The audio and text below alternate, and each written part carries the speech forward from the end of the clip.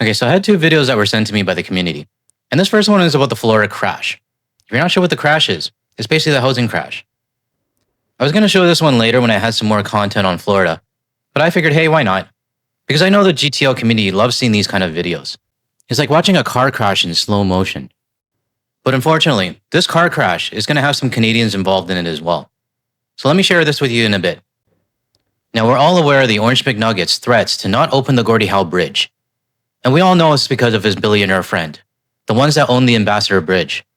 Well, this Windsor City Councillor is encouraging everybody to boycott the Ambassador Bridge, and I'm fully on board with that. So we're going to talk about this in today's video as well. So let's get started with a video out of Florida. And while you're watching this video, keep in mind all the Canadian snowbirds who have mentioned that they're trying to sell or haven't been able to sell their properties. I want to show you just how dire things are getting in Florida. Yeah, Florida real estate right now, big problems. And let me show you, this is Broward County, all right? This is just Broward County.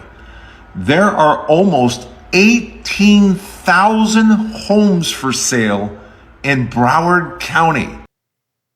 Now, for those of you who don't know where Broward County is, it looks like it's the Fort Lauderdale area, which we know there are a lot of Canadian snowbirds that live there. And the Fort Lauderdale area has been begging for Canadians to come back. You remember this woman? We recognize why those sentiments are where they are, and as I said, we respect them. But when you are ready to come back, and we hope that you will be ready to come back, we will be here with open arms and open hearts, and and ready to embrace you, because you're going to find us the same people that were here before you decided not to travel. Well, if you ask me, I think that's a problem. You are the same people that we knew before. Except for some of you guys, the mask has come off. Some people in Fort Lauderdale may have voted for the Orange McNugget, and I have no sympathy for them. But the ones that didn't, you can't expect Canadians to come back to your country to fix your problem. But the reason I showed you this last clip is because you can see in her tone that she really misses the Canadians. And those Canadians in Fort Lauderdale, Broward County, are most likely snowbirds that used to live there. Now we got 18,000 homes in that county for sale, and no one's buying.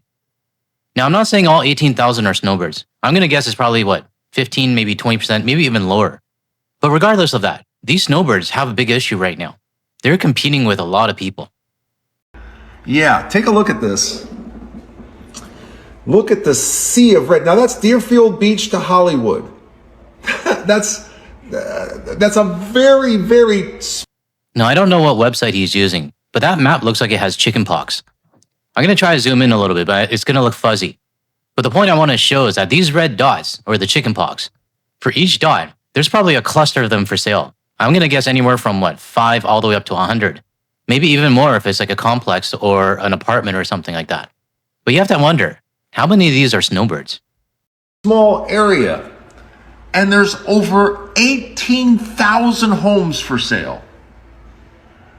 And they're just sitting there. There's no buyers, there's no real movement, and every day I look at the number of homes for sale, it keeps going higher and higher and higher. Yeah, this is looking really bad for Florida. This is looking 2008 bad for Florida. Like and follow, we're going to be talking about this the rest of the year. No matter how much Mega says that Florida is doing great, you just got to look at the numbers and you just got to look at the stats. And this stat here, 18,000 homes for sale with no buyers, is not a good sign. You know, I used to get a whole bunch of MAGA haters in the beginning of my channel, I guess because the algorithm was showing it to everybody. But the common thing that they used to say is that Florida is so happy to have all these snowbirds out because they can now afford to buy a home. Well, there's 18,000 homes for sale just in this one county. Why are you not buying? There's plenty available for you right now. Or is it because you can't afford groceries right now? Because your supreme leader put tariffs on everything? I don't know why, that felt good to get out. Especially with this whole script-free thing now, I can just kind of say what I want. Now, it sucks for anyone trying to sell right now, especially if you're a Canadian snowbird. But unfortunately, this is a situation that you didn't forecast properly. And there have been many Canadian snowbirds, even some that I have interviewed, that saw the writing on the wall. For example, I did an interview with D, who had a place in Arizona, and he's now happily enjoying his time in Spain. And just FYI, him and I have agreed to do a second interview So most likely by the end of the month or first week of March, he'll give us an update on what life is like in Spain instead of Arizona. So stay tuned for that. But to the Canadian snowbirds who are still trying to sell in this kind of market, I hate to be a Debbie Downer, but it doesn't look good for you. Now moving on to the next topic, because I don't have much time actually. A Windsor City Councillor is encouraging all Canadians to boycott the Ambassador Bridge. And I fully support that. Let's get into his interview on CBC. Thank you for having me. So tell me why you're asking border crossers to take the Windsor Tunnel over the Ambassador Bridge. You know what? It's a buy local campaign. Canadians have been very effective in voting with their dollar. And this is just another angle of that, where we can support local businesses, local economies by supporting our local infrastructure, and that is the Windsor-Detroit Tunnel. Now, I don't know much about the Windsor-Detroit Tunnel because I'm sheltered in the Lower Mainland in BC. But I did a quick Google search and it looks like it's owned by Windsor, Ontario, as well as Detroit. So basically publicly owned on both sides. So we are boycotting US tourist destinations, products, and pretty much anything we can to the best of our ability that it relates to the United States. So a bridge should be no different. And especially if the bridge is owned by a US billionaire that is friends with the Orange McNugget. Yeah, and as you know, of course, the Ambassador Bridge, that competing link to Detroit, is privately owned by the American Maroon family. They've squeezed a lot of profit out of that structure over the years, and now they're billionaires. And they have been arguing against the competing Gordie Howe Bridge for a long time. They've done everything, really, to try and stop it. And now we have documents that show the Maroon family have actually retained a lobby firm with direct ties to Donald Trump's chief of staff, Susie Wiles. Matthew Maroon, of course, spoke to Howard Lutnick just hours before Trump issued his social media post threatening to block the new bridge. What do you make of the Maroon family's actions in recent days? And do you think it's appropriate for them to try and stymie this new bridge, a bridge that is nearly complete? Right. The bridge will open. I mean, that's just the type of politics that are being played. That's the current environment we're in. And they can do what they need to do or what they feel is right to do, and that's on them, and the consequences are on them.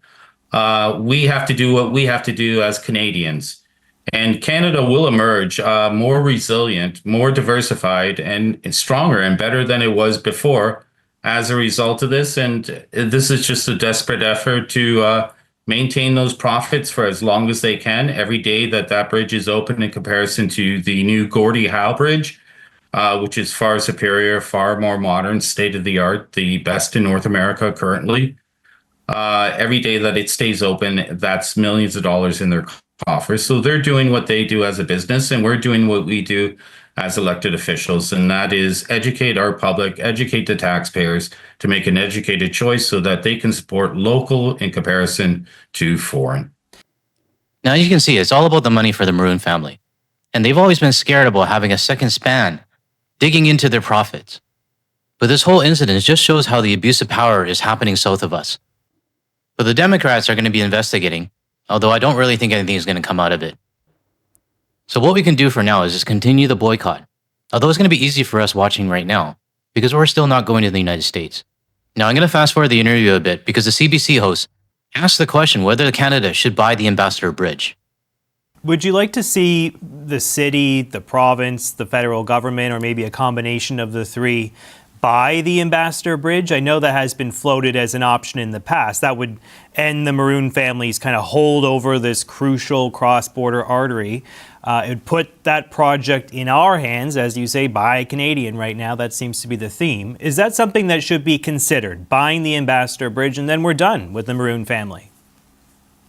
I mean, that is a possibility. I think at this point in time, the option of buying the other half of the Windsor-Detroit Tunnel would be more feasible, simply because we do have already our system in place, and that would be an easy crossover. But I mean, that's an option. That's an option that can be discussed at both BorderLink, the tunnel board, as well as the city council and mayor board and our administration. And that's something maybe we will discuss in moving forward on this issue. Now, this is my non-expert opinion on this, but it might have been a feasible option in the past, but I don't think it should be an option moving forward. Why? Well, I don't want the Maroon family to profit off of the sale from Canadian taxpayers. In all honesty, I would rather the bridge just sit there and rot, with little to no traffic going from Canada to the United States. Now I'm going to cut the interview here, but if you do want to watch the rest of it, the link will be in the description below. But what I do want to say though, we're boycotting right now, which means that the Maroon family is already seeing a decrease in their revenue. But I would love to see all other traffic that's still going to the United States use the Windsor Tunnel, whether it's people that go for family reasons, or they work across on the other side, or even commercial traffic. Okay, never mind, I just looked it up. Commercial traffic is generally not permitted in the Detroit-Windsor Tunnel, which primarily is restricted to passenger vehicles, buses, light commercial vehicles. Heavy trucks must use the Ambassador Bridge. Okay, so let me rephrase that.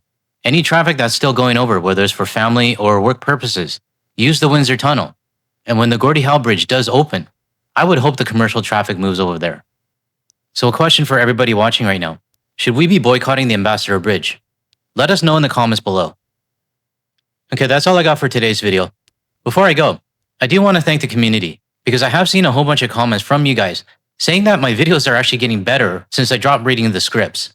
I guess it does sound more natural, and I am starting to get used to it, but then sometimes I do forget what I want to say. But I just want to take this opportunity to thank everybody for letting me know that I'm on the right track. If you found any value in anything I said today, or you want to hear more from a Canadian perspective, make sure you hit that like and subscribe button below so you're notified of my future videos. Thanks everyone. I'll see you in the next one.